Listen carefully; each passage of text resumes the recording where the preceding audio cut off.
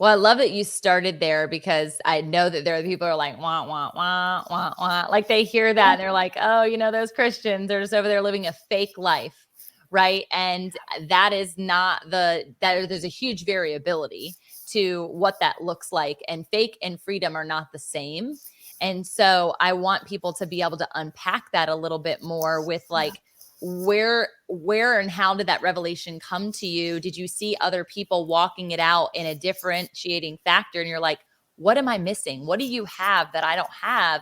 Understanding that we all have struggles and yet we've just healed. We've just had an instant of redemption. We've just had we were just at the altar crying last weekend and had this big breakthrough. And then Monday morning happens, right? It's like, this is life. This is the human life. This is the fleshly life. Jesus walked this life. He performed miracles and then he was on a cross. He performed a healing and then he was badgered. He went out to go fast and be with the Lord and then he was tempted. So this isn't new, but a lot of people haven't understood this understanding. Can you tell me more about that? Yeah, I think a huge thing that you hit on is, Jesus came and walked this journey. He became a human to take on all of the experiences, the challenges, the temptations, all of those things.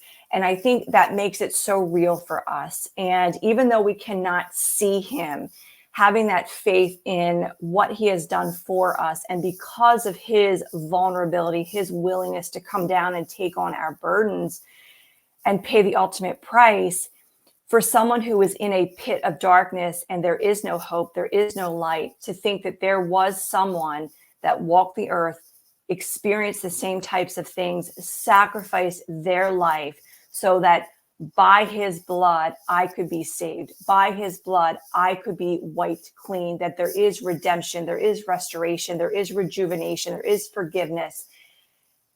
And because of that, there was just a small glimpse of hope that I could reach my hand out and grab onto. And because of that, because we all believe in something. I mean, let's be honest. It's true. If you believe in Jesus, great. If you don't believe in Jesus, okay, but you believe in something. That's so good. And for me, there was always a relationship because I was raised Catholic, went to Catholic school, but it was about fear. It was about being so far away I couldn't touch, that I had done too much, that I couldn't take it to him. I had to do all of these things. All of these conditions had to be fulfilled before grace would be extended, before forgiveness was even a possibility. And I think that created this mental, emotional, and spiritual block for me that made it feel like I want to go to him, but because of my conditioning, my shaping, what I know to be true right now with what I have, that's not possible. So in the flesh, how can I bring resolution? How can I make this level, this depth of suffering disappear? How can I set my family free from the burden of having to figure me out, take care of me? And that's where the suicide went from a passive ideation to a active, here's a plan, this is what we're going to do. And it was in that moment that I really understood that he literally is right there in that pit. He is in the fire with me. And he's a keeper of promises. I have Deuteronomy 31:6 on tattooed on my bicep as a reminder. I will not leave you or forsake you. Be strong and courageous. Not when you feel like it, or if you get up and you have a good hair day. Which you do, for those watching. Good hair day. All right. I already commented on it pre-show. You did. But he will never leave you or forsake you. And it took me getting to the end of myself, which is the evolution of a she'll rise woman, getting to the end of herself. There's nothing left, and you've got to fully surrender. But where and how you surrender is what matters. And for me, it was at the feet of the cross. Yeah. And I laid it all out. I kept nothing to myself. And the funny thing is, he knows. I mean, what are we hiding from him? Let's be real. What are we hiding? It's so true. But just having the opportunity to just drop to my knees, weep, and lay it all out. And then all of a sudden, it's like, it doesn't have that same kind of grip anymore. Yeah. because now light is shining on it. And where light is, darkness has to recede. And That's right. Jesus is Gotta the light. flee. And I just grabbed a hold of that one Mhm. thread. And that was the thread that I needed Yeah. for everything else to start to unfold. Mm, So, it's so rich. I think of like the hem of his garment, right? The yes. woman with the issue of the blood. It's like for this long duration. And some of the things that you were struggling with, just to be transparent about, was this opioid addiction, Mhm. depression, anxiety, PTSD. And so it was a lot, like compounding, compounding, compounding. Yeah. And you actually said this wording, and I don't know if you intended to say it this way, but you said, here's what we're going to do, when you were talking about what your plan of suicide was. Yeah. And I immediately went, whoa, demon.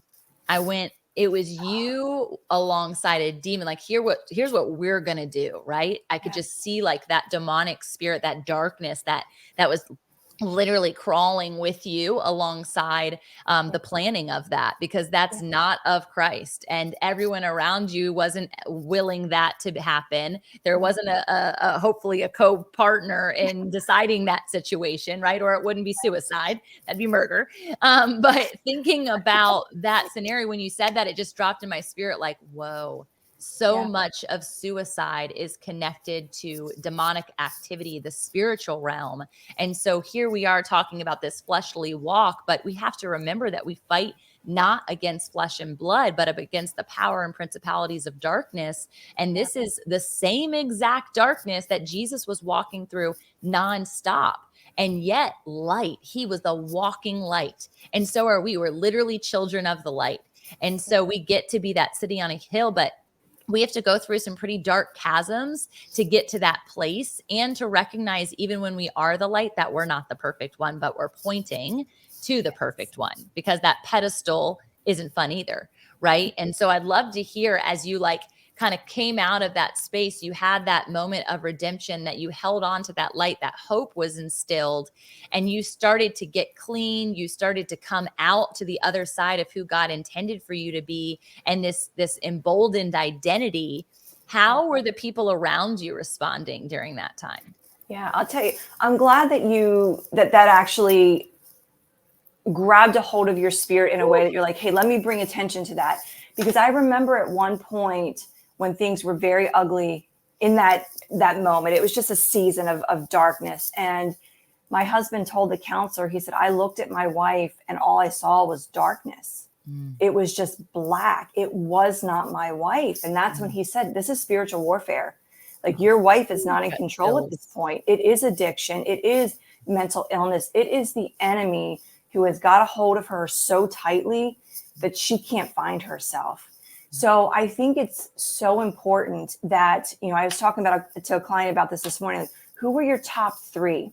Who are the people that you can go to that will speak life over to you, that will notice when you're quiet, that will notice when you're struggling, that will be able to say, hey, what's going on? Hey, let's go to dinner and get drunk. Not your people. Yeah. Hey, I'm struggling. I'm coming over with, tissues and the ice cream that you love and my pajamas, and we're going to curl up and we're going to talk this through. Yeah. That's your people. Hey, God said this. Obviously, he's not showing up. Maybe you should try this. Not your people. Hey, God doesn't say you won't struggle. He says that in the midst of it, I will be right there with you. And on the other side of it is freedom and hope and joy and light and all of those things. Let's meditate on that. Let me pray over it. Let me just be in this space with you and help you feel his presence. Those are your people.